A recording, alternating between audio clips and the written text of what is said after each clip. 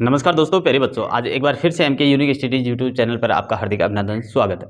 चलिए, आज की जो वीडियो क्लास है मैं लेकर आया हूं विश्व इतिहास के जनक कौन थे, भारत के इतिहास के जनक कौन थे और राजस्थान इतिहास के जनक कौन थे, इन्होंने कौन से ग्रंथ लिखे, ये कहाँ से आए, इनके निवास स्थान कौन सा था, कौन सी शताब्दी में आए, कब इनका नामकरण किया गया। तो वो सारी चीज़ें हम आज पढ़ने जाएंगे कि विश्व का इतिहास के जनक कौन थे और भारत के इतिहास और राजस्थान के इतिहास के जनक कौन थे। तो चलिए, बिना टाइम गए हम आज की वीडियो क्लास शुरू करते हैं। भारत के इतिहास के जनक यानी कि एक तो होगा विश्व इतिहास के जनक, विश्व इतिहास के जनक, और भारत इतिहास के जनक, और एक होगा राजस्थान इतिहास के जनक कौन थे। तो इस पर ही आज की वीडियो क्लास है।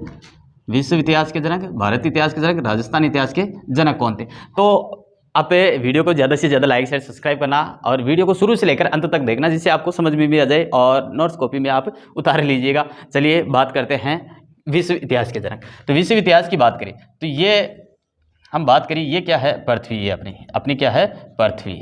तो पृथ्वी की बात करें यानी कि इस पृथ्वी में दो स्थान थे। कितने स्थान थे? दो स्थान थे। इस स्थान को, एक स्थान को तो कहते हैं गोंडवाना लैंड, गोंडवाना लैंड। एक जो स्थान दे रखा है ये है अंगारा लैंड। ये क्या है? अंगारा लैंड, अंगारा लैंड, अंगारा लैंड। और एक है गोंडवाना लैंड। इसके जो बीच वाला, जो मध्य वाला भाग है, ये कहलाता है तैतीस सागर। ये कौन सा भाग कहलाता है? तैतीस सागर, तैतीस सागर, तैतीस सागर। तो ध्यान में रखना, ये दो स्थान, एक है यानी कि ये पृथ्वी दो खंडों में है, गोंडवाना लैंड और एक अंगारा लैंड। इसके जो बीच वाला भाग है ये पड़ता है तैतीस सागर, जो कि हमारे को खारे पानी की झीलों के अवशेष भी, यानी कि राजस्थान में खारे पानी की झीलों के अवशेष प्राप्त होते हैं। खारे पानी की झीलों के अवशेष प्राप्त है, अवशेष है। राजस्थान में खारे पानी की झीलों के अवशेष भी तैतीस सागर के जो भाग है उससे मिलता है। तो हम ये कह सकते हैं कि एक बीच वाला भाग क्या कहलाता है? खाली जगह है, जो तैतीस सागर, एक अंगारा लैंड और एक गोंडवाना लैंड। ये जो पानी है, ये तैतीस सागर का जो पानी है, या इस पानी की बात करें तो इस पानी यानी कि इस पृथ्वी पर 71% की बात करें तो 71% तो क्या है? जल है। 71% क्या है? जल है। जबकि यहाँ जो स्थल है, या ये कहे कि 21% क्या है? थल है। तो ध्यान में रखना, पानी की कोई कमी नहीं है विश्व में, क्योंकि अधिकतर पानी खारा है, पीने योग्य नहीं है। लेकिन हम ये कह सकते हैं कि पानी की कोई कमी नहीं है। 71% यहाँ पर जल पाया जाता है और 21% क्या है? थल है, केवल पूरी पृथ्वी पर। यहाँ और भी बात करें तो इस पृथ्वी की बात करें तो इसमें कितने महाद्वीप? 7 महाद्वीप है। महाद्वीप कितने हैं? 7। महाद्वीपों की बात करें, महाद्वीप कितने हैं? 7 महाद्वीप है। और 7 महाद्वीपों की भी बात करें तो सबसे बड़ा महाद्वीप, सबसे बड़ा महाद्वीप कौन सा है? तो एशिया है। सबसे बड़ा महाद्वीप कौन सा है? एशिया है। और सबसे छोटे की बात करें, सबसे छोटा महाद्वीप कौन सा है? ऑस्ट्रेलिया। कौन सा महाद्वीप है? ऑस्ट्रेलिया। कौन सा महाद्वीप है? ऑस्ट्रेलिया है। और ऑस्ट्रेलिया की बात करें तो ये एक क्या है? देश भी है। ये क्या है? देश भी है। महाद्वीप भी है और देश भी है, यानी कि सबसे बड़ा एशिया, सबसे छोटा ऑस्ट्रेलिया, और ये क्या है? देश भी है। अब बात करें कि विश्व इतिहास की बात करें कि विश्व इतिहास के जनक कौन थे, तो एक व्यक्ति आते हैं, यानी कि विश्व इतिहास के जनक की बात करें तो जनक है हेरोडोटस। कौन है? हेरोडोटस है। और हेरोडोटस ने एक ग्रंथ लिखा था। कौन सा ग्रंथ लिखा था? ग्रंथ की भी बात करें कि ग्रंथ कौन सा लिखा गया था, तो हिस्टोरिका। कौन सा लिखा गया? हिस्टोरिका। कौन सा ग्रंथ लिखा? हिस्टोरिका लिखा। किसने लिखा? हेरोडोटस ने लिखा। कहाँ का था? तो ये यूनान का था। हेरोडोटस कहाँ का था? यूनान का था। निवासी की बात करें कि निवासी कहाँ के थे, तो यूनान के थे। यूनान से आए और इन्होंने विश्व इतिहास के जनक की, या विश्व इतिहास को लिखने का प्रारंभ किया। जनक माने जाते हैं हेरोडोटस, और इनका ग्रंथ था हिस्टोरिका। निवासी कहाँ के थे? यूनान के। कौन सी शताब्दी में आते? तो ये कौन सी शताब्दी में आते? 5वीं शताब्दी में। कौन सी शताब्दी में आते हैं? तो 5वीं शताब्दी में। 5वीं शताब्दी ईसा पूर्व में ये आते हैं। कौन आते हैं? हेरोडोटस, जिन्होंने किसका निर्माण किया था? विश्व इतिहास के जनक माने जाते हैं हेरोडोटस। भारत में आगमन कब हुआ? 5वीं शताब्दी ईसा पूर्व में। चलिए आगे बात करते हैं कि ये तो था अपना कौन सा? विश्व इतिहास के जनक। विश्व इतिहास के जनक कौन है? हेरोडोटस। क्योंकि हम पुनः बात करें, ये क्या है? पृथ्वी। और पृथ्वी के जो बीच वाले जो भाग है दो, एक है गोंडवाना लैंड और एक है अंगारा लैंड।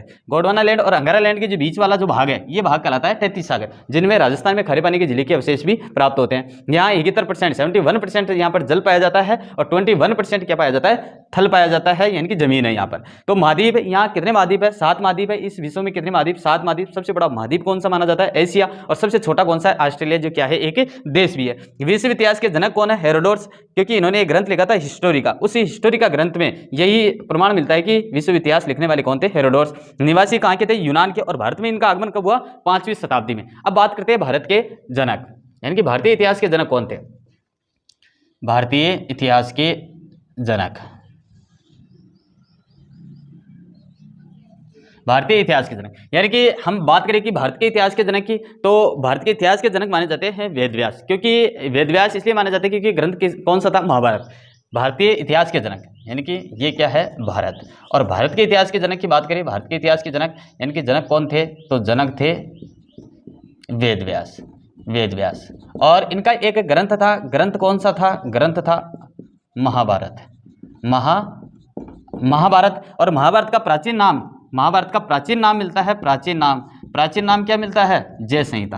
क्या मिलता है? जय संहिता, जय संहिता। अब जय संहिता ग्रंथ किसका है? वेदव्यास का। और इसी जय संहिता में यानी कि बात करें कि कितने श्लोक है? जय संहिता में 1 लाख श्लोक है। कितने श्लोक है? 1 लाख श्लोक, 1 लाख श्लोक, 1 लाख श्लोक है।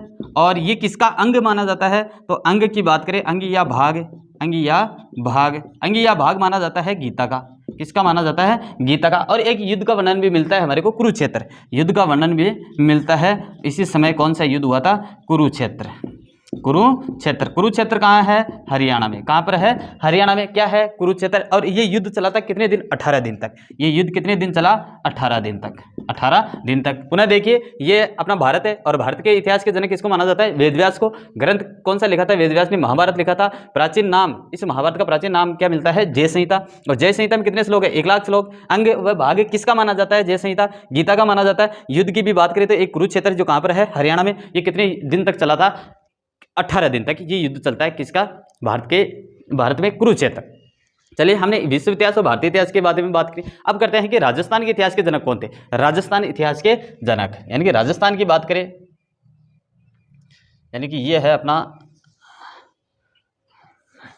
राजस्थान, ये अपना राजस्थान की भी बात करें तो ये क्षेत्र पड़ता है मारवाड़।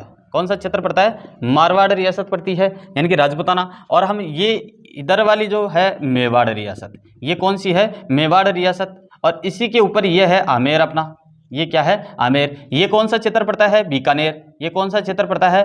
बीकानेर। कौन सा क्षेत्र पड़ता है? बीकानेर। बीकानेर, मारवाड़, आमेर और मेवाड़, यानी कि यहाँ हम इससे संबंध रखेंगे। किससे रखेंगे? मेवाड़ से। क्योंकि मेवाड़ की बात करें तो ईस्ट इंडिया कंपनी के साथ टोडर ने एक ईस्ट इंडिया कंपनी ने पॉलिटिकल एजेंट के रूप में कहाँ पर भेजा था? मेवाड़ में भेजा था। यानी कि 1800 ईस्वी की हम बात करें, यानी कि शुरू से बात करें कि 1800 ईस्वी में जॉर्ज थॉमस ने किसका प्रयोग किया? राजपूताना शब्द का प्रयोग मौखिक रूप से किया 1800 ईस्वी में। कब की बात है? 1800 ईस्वी में, यानी कि 1800 ईस्वी में, 1800 ईस्वी में मौखिक रूप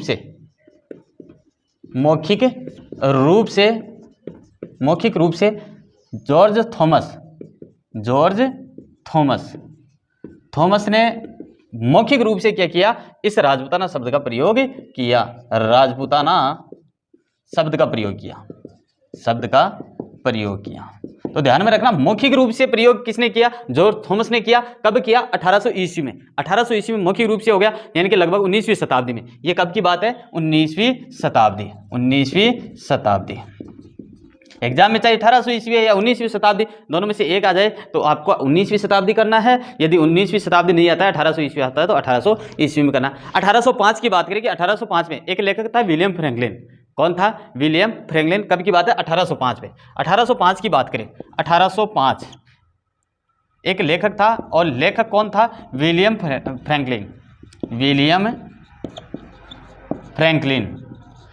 फ्रैंकलिन था। इन्होंने एक पुस्तक के माध्यम से राजपूताना शब्द का क्या कर दिया? लिखित में, यानी कि लिखित रूप में राजपूताना शब्द का प्रयोग किया गया था। कौन सी? Military memorials of George, military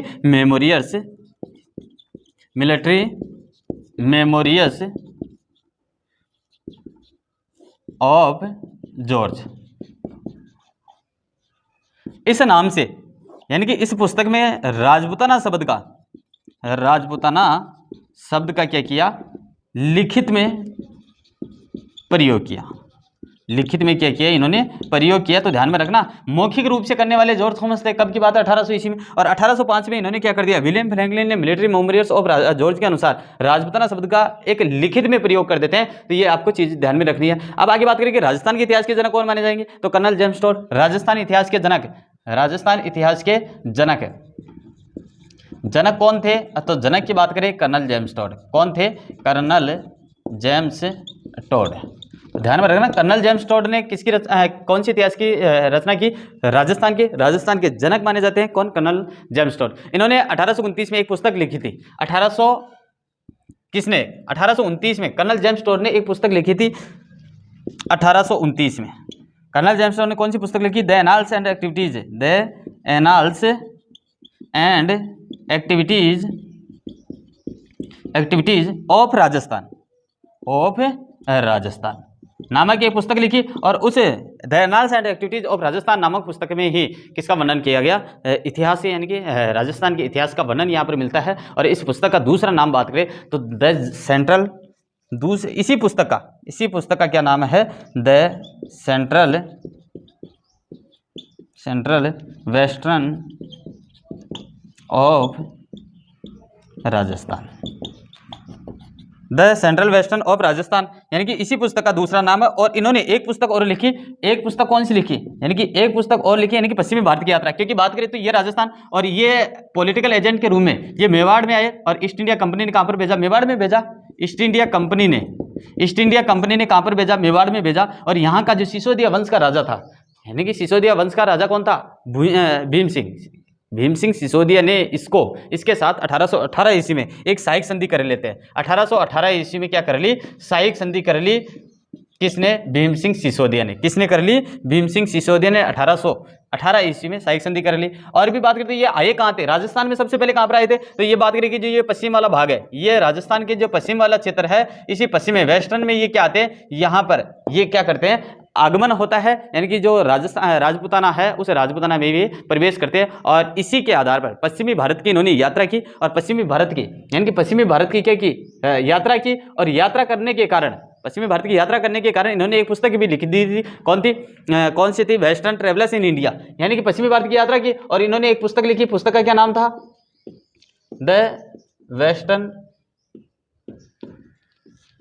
पुस्तक का नाम था the travellers of India, western travellers in India. यानी कि ये पुस्तक लिखी थी, यानी कि पश्चिमी भारत की यात्रा पर एक पुस्तक लिखी, वेस्टर्न ट्रेवलर्स इन इंडिया। कहाँ पर, क्योंकि पश्चिमी भारत में ये क्या करते हैं, अपनी यात्रा करते हैं। और इन्होंने एक पुस्तक लिखी। अब कर्नल जेम्स टोड की नियुक्ति कहाँ पर हुई थी, पश्चिम में हुई, यानी कि राजपूताना में हुई। और पश्चिमी राजपूताना में होने के कारण यानी कि वेस्टर्न राजपूताना में हुई। और इन्होंने ही एक पुस्तक लिखी, वेस्टर्न ट्रेवलर्स इन इंडिया, यानी कि पश्चिमी भारत की यात्रा। चलिए, और हमें जैसे बात करें कि इनसे अलग है कि नवाबों की जो नगरी है, नवाबों की नगरी किसे कहते हैं, तो टोंक को कहते हैं। तो धौलपुर और भरतपुर की बात करें तो इसको जाट रियासत कहा जाता है। तो ये भी आपको ध्यान में रखना। चलिए, आगे की वीडियो क्लास हमें जल्दी लेकर आएंगे। और उससे जो प्राचीन जो सभ्यताएं हैं, भारत की प्राचीन सभ्यताओं के बारे में हम विस्तार से चर्चा करते जाएंगे। और आप स्क्रीनशॉट ले लीजिएगा जिससे आपको नोट्स बनाने में आसानी रहे। और वीडियो को लाइक शेयर सब्सक्राइब करना। जय हिंद, जय भारत।